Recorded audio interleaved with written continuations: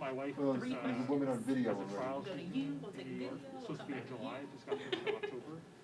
So she's gonna be gone for like 8 weeks from like mid-September through mid-November. Just like, great, Perfect timing. perfect. It could not be better. Holy shit.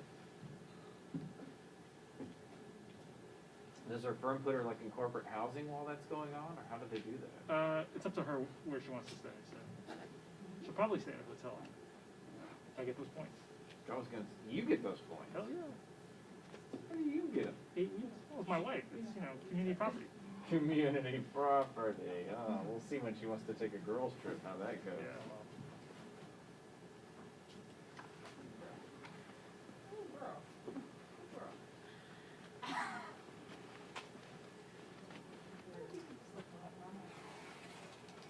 Sure. At the moment, it appears to be the case.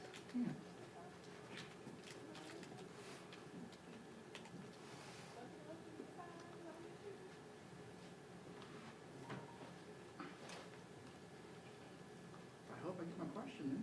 I think you probably have a good chance.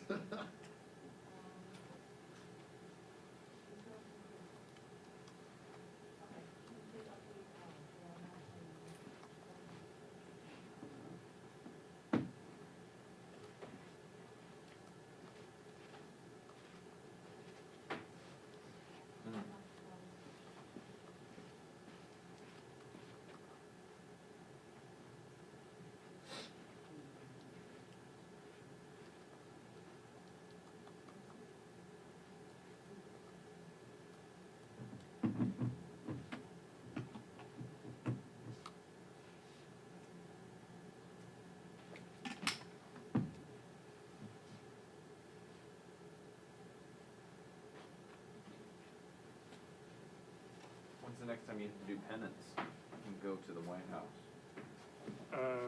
I'm there all of June and all of July. What? They're gonna be there both months? Well, weekends in July. What? Weekends for July.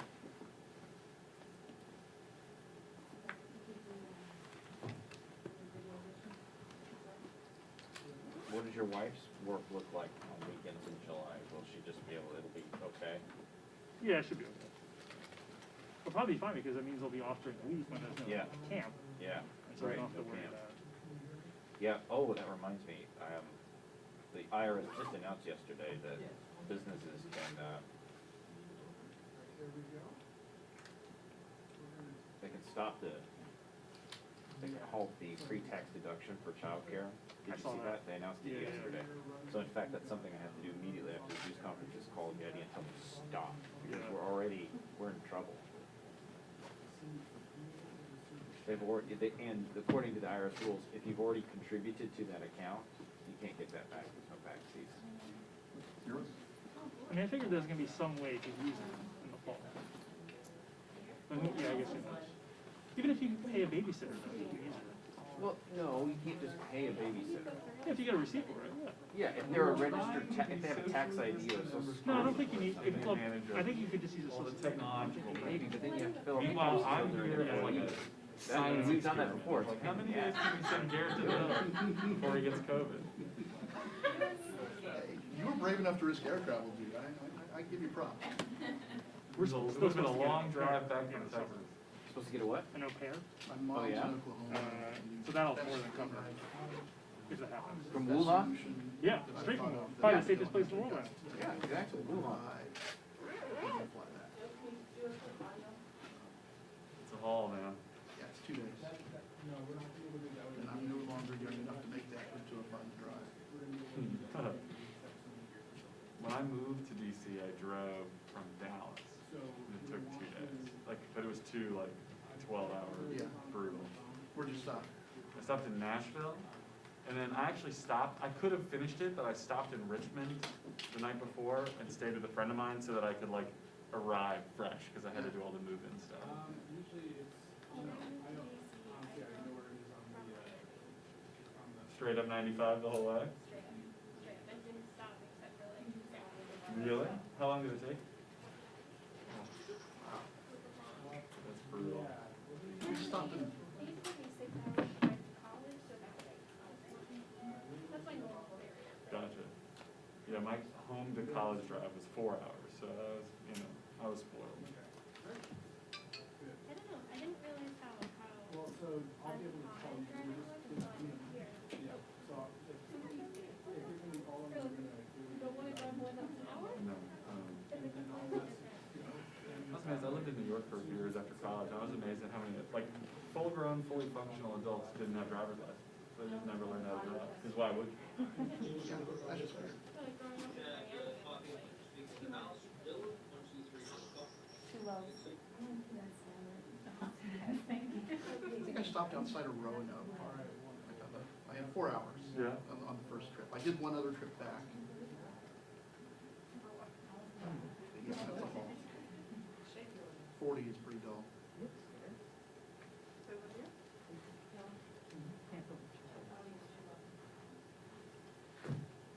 I'm just incredibly glad we got Chad on the monitor.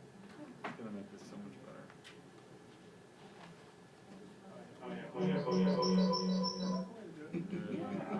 Oh, yeah. you just think that's It's almost, it's gonna be better if there's some weird technical thing. It's like, The feedback means it's working. It'll work. is that right? Huh? That's why I was turning, that's why I was talking. It's a badge of honor. Let's see what you did There's there. only feedback because I keep my mic off for this entire thing, but I had to turn it on to talk to Chad. Was he excited? He looked like he was driving. He is on his cell phone. She's coming up from the other side now.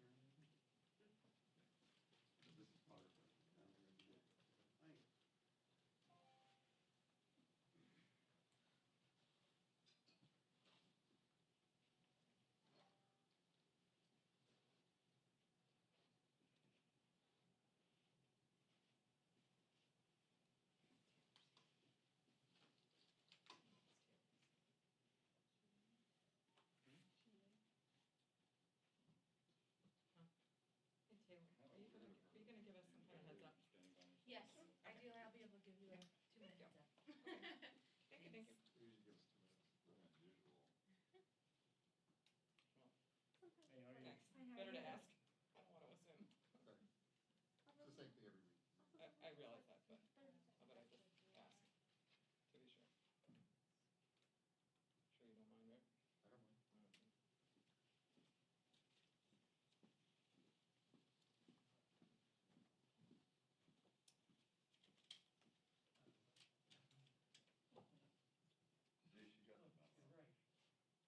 Oh, black Black only today. Okay. When I go back to New York, black is big in New York, I start to find one there.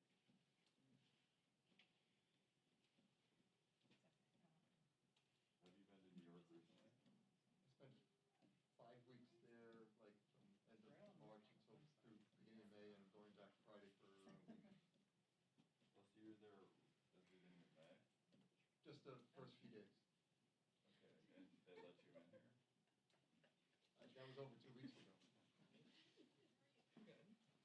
Okay, and they let you in here? That was over 2 weeks ago. It's not really as bad as, the image is worse than, the reality, Yes, they were there.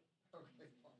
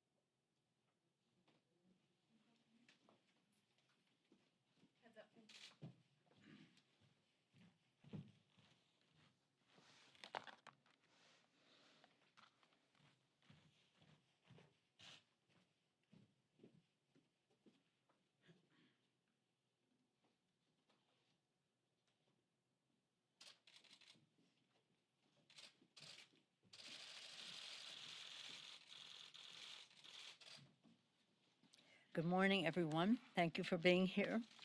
We have some visitors virtually, and all of you, thank you. Here we are, a week later, not quite a week, but in the next week since we passed the HEROES Act. I'm so very, very proud of the substance of it. I have said that our chairs of the committees of jurisdiction were dazzling in how they put together initiatives to meet the needs of the American people. There are three and I'm proud of the courage of my members to support the legislation, and couldn't have been more proud than to hear the debate on the floor when they talked about meeting the needs of the American people, while the other side was talking about we should take a pause. Well, we don't agree with that. We don't take a pause because, again, hunger doesn't take a pause, losing your job doesn't take a pause, paying your rent doesn't take a pause, the list goes on. Our legislation had three main pillars, all of which have been supported in a bipartisan way in one or the other of the previous COVID bipartisan legislation.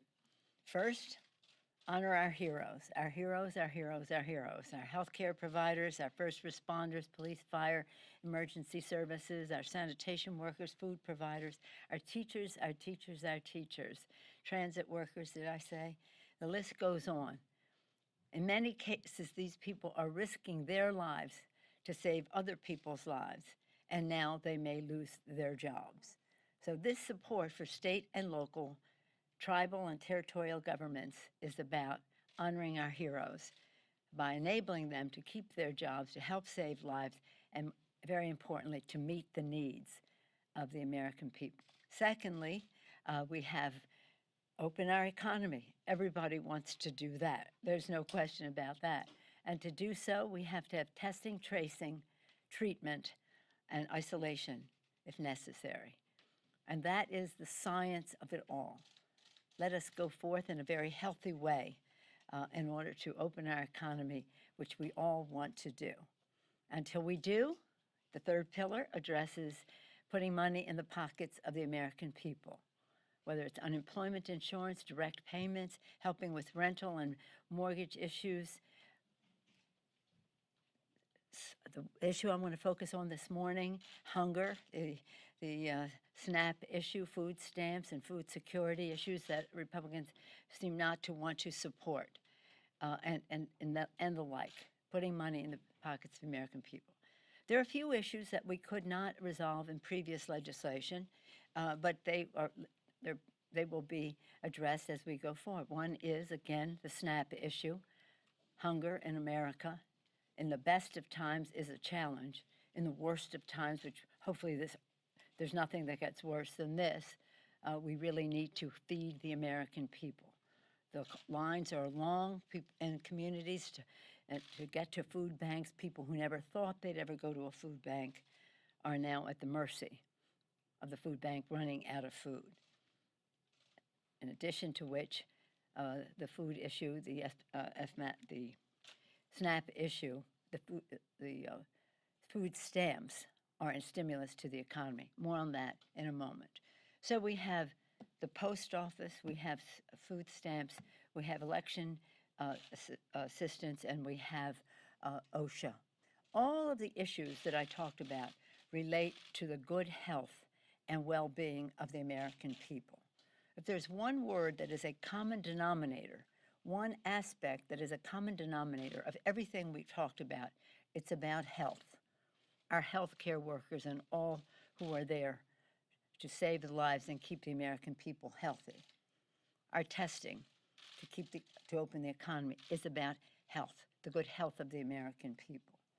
When we talk about the issues about putting money in the pockets of the American people, and some of that is about their housing and the food that they need access to, and further Medicaid assistance that is a part of all that. It all comes back down to one basic thing. If you ain't got your health, you ain't got nothing.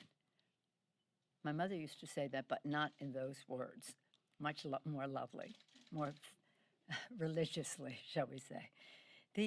So in any event, when they say, oh, the bill isn't partisan, let me ask you this. As the Speaker of the House, a woman, when I put forth the bill, people say, oh, it's not bipartisan. But when the leader of the Senate, Mitch McConnell, puts forth a bill, good first start. And then we negotiate and we make it bipartisan. We did that with CARES 1. He had a corporate trickle down. We turned it into a workers bubble up, workers first bubble up. He did that with his proposal on the interim PPP bill. We didn't like it. It didn't go far enough to lower income, underbanked communities. We came up with a bipartisan bill, but all of those were initiated by the leader in the Senate, Republican, putting forth his proposal. I put mine forth, oh my gosh. Well, no, that's the way it is in a negotiation. And by the way, as I said, all of the main issues in our bill, the 3 pillars, are pillars who have strains in previous, their provenance is into previous bipartisan legislation. So it's nothing new there. Some of the areas we've had difficulty, though, they have a resistance to feeding the hungry in our country. And that's a fight that we make, and we do believe that with the further public awareness of the need, that we will be successful. We do have a fight over funding for elections, vote by mail, which is a health issue. Vote by mail is a health issue, just as food is a health issue. We cannot have people going to places that are predictably dangerous to their health. And again, I think 49 of the 50th, and we're waiting for the 50th state, have asked for the funds that was in a previous bill to help with the vote by mail initiative.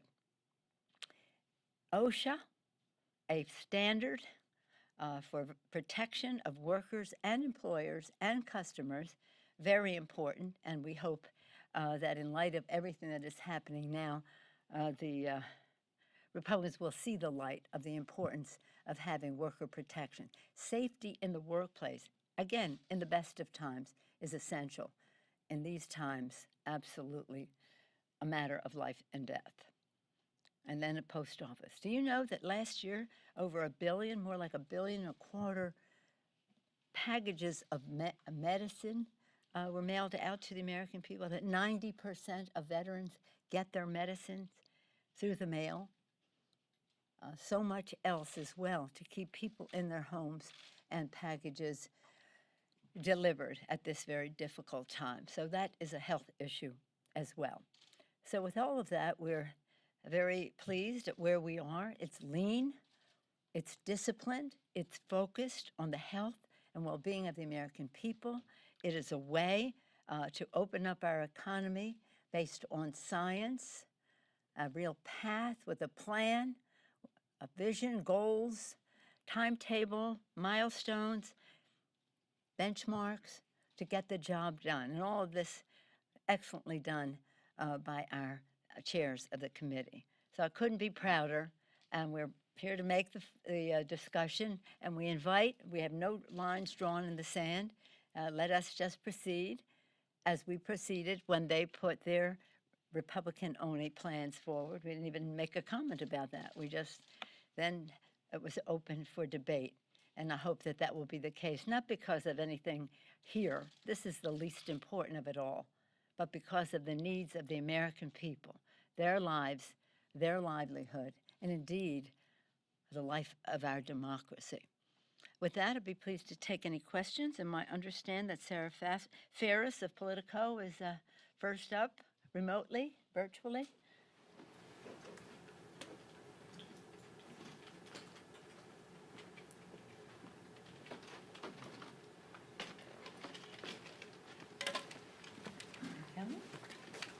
Should we go to, okay, we'll go to the room first. Madam Speaker, you talked about this being a negotiation. Has there been any movement from the other side to the negotiating table? Well, there will be. Nothing from the Treasury Secretary or the leader or anybody actually reaching out to you to have these discussions? Well, we'll see. I think public opinion will be very much our friend in all of this. You've heard me say over and over again, as Abraham Lincoln said, President Lincoln, Public sentiment is everything. With it, you can accomplish almost anything. Without it, practically nothing. And the public sentiment that is out there, the last few days I've been on the phone with the Conference of Mayors, the League of Cities, the National Association of counties and their leadership and the rest. And if you go to Speaker.com, Heroes Act, you'll see how so many cities, townships, counties, and states across the country are saved by this. And they're saved from not only the cost of the coronavirus to them, of outlays of funds to fight the virus, but the loss of revenue that universally, regardless of the amount of infection you may have in your community, everyone is suffering from loss of revenue. So whether it's that or the scientific support for testing, tracing, treating, et cetera, or those who care about people having enough to eat or being able to pay their rent or to have money in the pockets of the American people, which is a stimulus. May I ask a follow-up to that? Please. You're putting a PPP fix on the floor Yes. next week, as I understand it. Do you worry, that seems to be the only part of any of the rescue plans that the Republicans in the Senate really like. Do you worry that by putting that on the floor separately, you might undermine your ability to negotiate on these other priorities that you have? Essentially, if that's the only thing that they really want to do anyway? Well, I hope that that's not the only thing they want to do. They represent states, they represent counties, they represent communities, townships, and the rest. And a good part of this legislation helps those in smaller towns across the country. So I would hope that they would not be ignoring the hunger needs of the American people, the medical needs of the American people, and of course the public service that the states and localities provide. No, I'm not worried about that. But it has a sense, an urgency about it, and I'm so proud of our chair of the Small Business Committee. She is a genius in terms of small business. Nydia Velasquez, chairwoman from New York, but chair of the committee, long time either chair or ranking on the committee, and she gave us her say that we can proceed with this. And what it does is extend the time in which you can rehire people, extend the time which you pay back, and also undo the 75-25, which was debilitating. And we're concerned about the lack of transparency and how the administration is carrying some of this out. And we saw a quick fix on how we could make this work better. We couldn't ignore that. Thank you, Jared. Yes, sir. Oh, wait a minute. I'm going to see if my friend, and then I'll come back to you, okay? Sarah, are we around? Sarah Ferris, Politico? Or should we go to, I see her. I see her there. Okay. The room? Okay. Is Susan ready? Okay, excuse me. Susan Cornwell from Reuters? Oh, here. You see her there. This is a new system that that the press gallery has said that we should be using. So this is your people with this. Don't put this on us. Usually I thought the speaker had some say. You know, when there's a problem there, they'll say, it's up to you. But when they want to do something new, it's up to them. Shall we go, please? Thank you. The Secretary of State said that he fired the Inspector General of the State Department, and it should have been done, but he recommended the firing. It should have been done a long time ago. Do you think that he needs to testify before the House to explain the rationale behind his decision? Well, I do think that what my understanding, of course, this is all unfolding now, is that he would not testify as the word, sit with the IG, which is standard fare when IG is looking into something, that the person being investigated or in charge of the whole operation would be subject to that questioning, friendly or otherwise, depending on the situation. So he didn't do that. So I think it's a reflection of the complete disregard for the truth of the Trump administration. As you know, there are at least four IGs that the president has dismissed late on the Friday night special, you know, in the dark of night, here it comes. And now some questioning about what he's doing with the Secretary of Transportation, who's been asked to do some investigation, and it's questionable in terms of how they're shuffling that over there. The Inspector Generals play an important part of the integrity of our country. They were placed, it was passed after Watergate to make sure that there was a truth finder in terms of waste, fraud, abuse, and any other violations of the law in agencies of government. That has been respected until now. And what this president is doing is by undermining truth and the system for truth in our system, undermining our democracy. This is scandalous. Now, I don't, again, this is unfolding with the secretary, one thing and another, the parties, the public expense at his home, all that stuff. But I'm very concerned about the public policy aspect. Congress passed a law about sales to Saudi Arabia, arms sales to Saudi Arabia, and in that department, they declared a fake emergency in order to initiate the sales, and then, and that may have been part of the investigation. That's what I'm very concerned about, because not only did they do something wrong in declaring an emergency that was a fake emergency, but they undermined the will of Congress. I am bipartisan. We had a bipartisan agreement on all that. So this remains to be seen. I guess it's unfolding before our very eyes. Why shouldn't he come up here and testify then? Well, he should come up and testify, but he should be coming up here to testify in general, and it's very hard to get the administration to honor its responsibilities to the American people by testifying before Congress. As you see, they've sort of cut out the House altogether, which is where all appropriations begin under the Constitution of the United States. So again, let's see how this unfolds. It's just like in the last 24 hours or 36 hours that we're seeing what this is. But what it is that we know so far is scandalous. Oh, any of our friends yet? Yes, sir.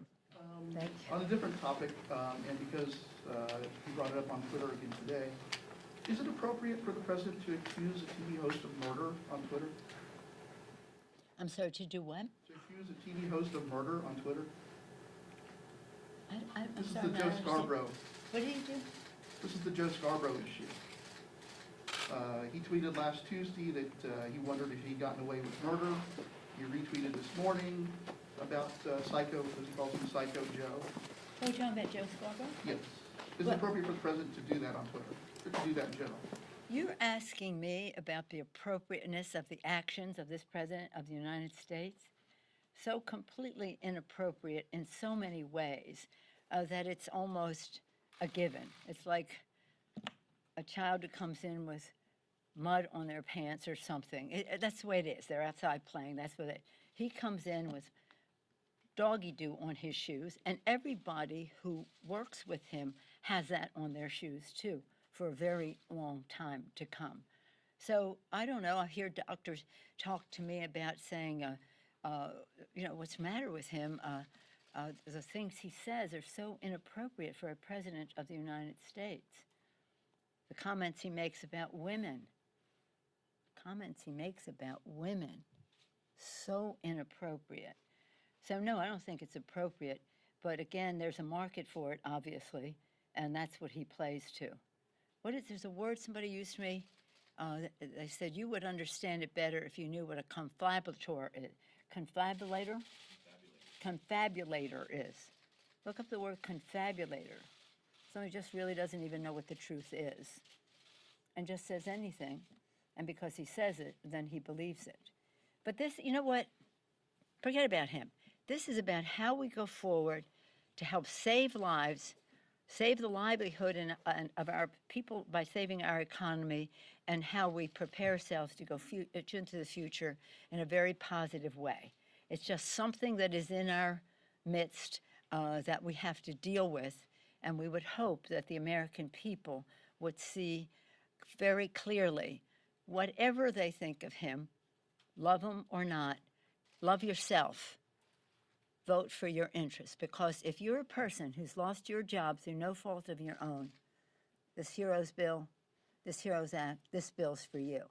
If you're somebody who's uncertain as to whether you're going to be able to feed your family, this bill's for you.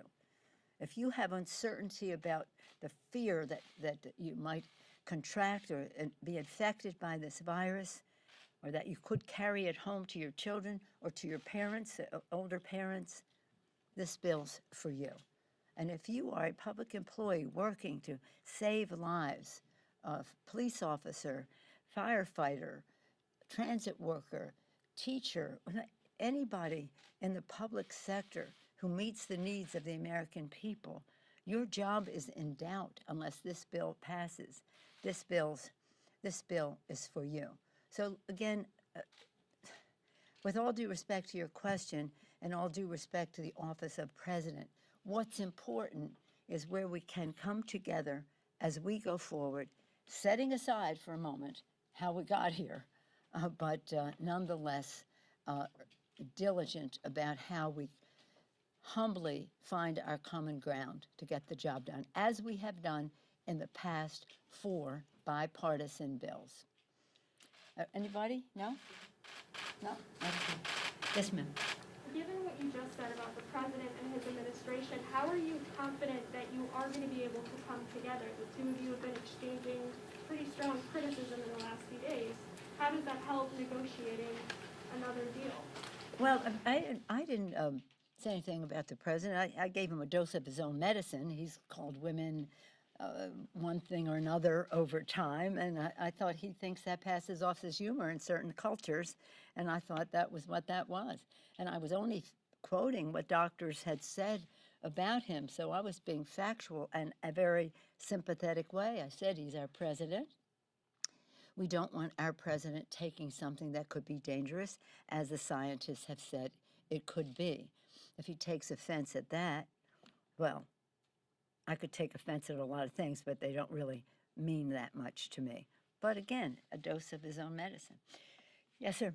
What is the status of you and Leader McConnell choosing a chairman Yeah. for the Congressional Oversight Commission? Some members say they can't properly do their work without the chairman and resources that come Some with it. members are saying that. That's not the impression I have for them. I get a very confident impression from them that they have done their first report, the 4 of them working together, and it's in the public domain already, as you probably have seen.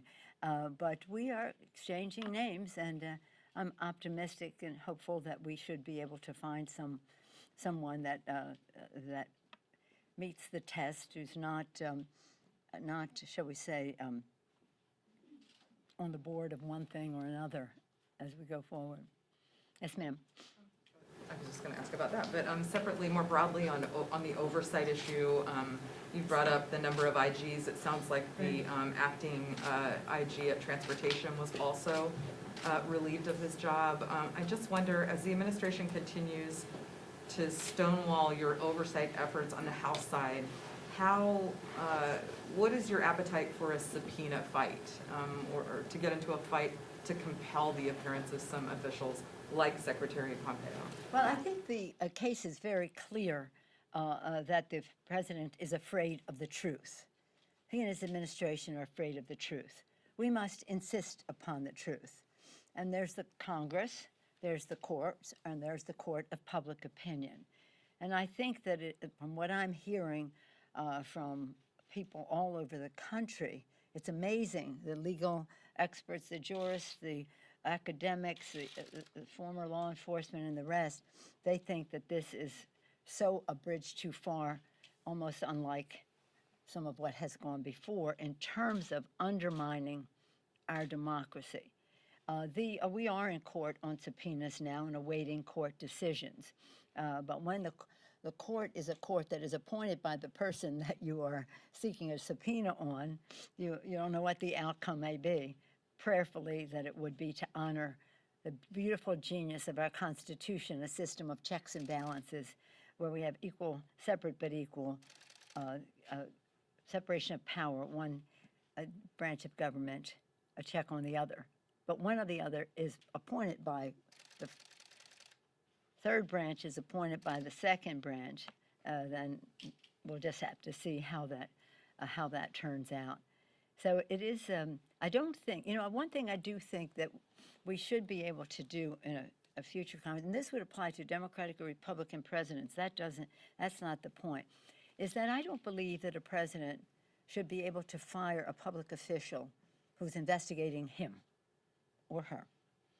If the inspector general is on a path, then how on earth? And same thing with an attorney general or others as well, a U.S. attorney. If the focus is on the president, where is any justice in the system if that person can fire the person looking into it? And so that's why it's curious about the IG at Intel, the IG at Defense, the IG at HHS for saying, questioning how we were proceeding and fighting the American people. Some of this may be academic to them, but how we are fighting COVID-19, and that IG relieved of responsibility, that hits home directly. And then, of course, now the perhaps the State Department and maybe the Transportation Department. The list goes on. But anyway, we've got to just keep a clear path. What is our oath of office? What are we here to do? I do think that there is bipartisan commitment to our democracy, to our oath of office, and to our protecting and meet the American people and meeting their needs. And so that's what gives me confidence about how we go forward. And I don't take offense at anything. The president says things about me all the time. I say one thing about him, and it's like, oh, some equivalence here. It just doesn't, it's so unimportant. Any other question, or else, anybody on the electronic? Yes, ma'am. Okay, we have then everybody, yeah. Thank you. Thank you, Madam Speaker. You just said that vote by mail is a health issue. It is. It's also a post office issue. Yes, ma'am. So how is that front going? Yes, today I'm focusing on SNAP, on hunger. And when I write to my colleagues, it's going to be about the urgency of our getting food to people. Yesterday, I talked about the post office because that is really in jeopardy. As I mentioned, it's a health issue. Over 1 billion packages of medicine last year, and that was before COVID. 90% of veterans get their medicine through the mail. 20% of the workforce in the post office are veterans. So, but for these and other reasons, it's of an interest to veterans, their health and their livelihood. So it is essential, if we're going to have vote by mail, that we have a thriving post office. I think it's important to note, since you asked, that the board of governors that governs the U.S. postal system, 100% of it appointed by President Trump, 100% appointed by, unanimously voted for three things as we go forward. One, a $25 billion infusion of appropriated funds, largely related to COVID because of the challenges there. Loan guarantees with the Treasury Department without strings. See, there was loan in one of the previous bills, but they had all these strings, which were the path to what the administration wants, privatization of the post office. But without going into that, this Bush-appointed bipartisan committee, $25 billion, no strings on the loan, and third, they wanted $25 billion for modernization of the post office because some things are really ancient there in terms of infrastructure as well as transportation.